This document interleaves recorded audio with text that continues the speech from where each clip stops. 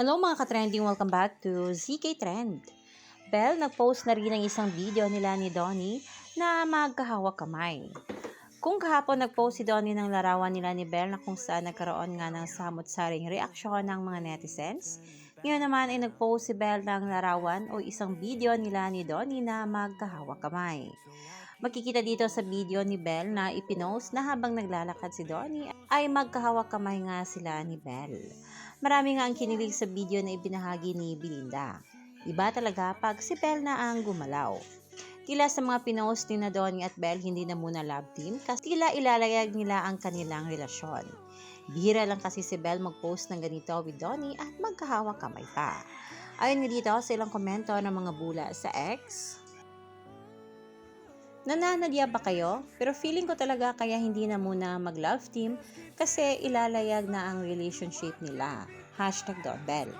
Ayun pa dito, Donnie who once used sparkle in his birthday greeting for his stinky and now Belinda used it again for her point of view. The way she sees him, it's scary but it's okay. Ngiti niyang kala mo hindi nananakit kahapon. My favorite couple in real life. Ganito pala POV mo, Belle.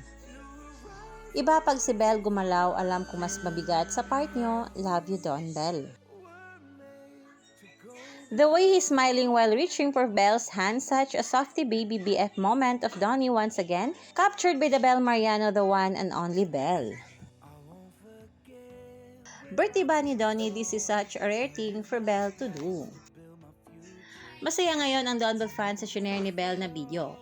Iba talaga ang epekto ng DonBelle sa buhay ng kanilang mga taga-suporta. Kayo mga ka-trending, anong opinion nyo at reaction nyo tungkol dito? I-comment na.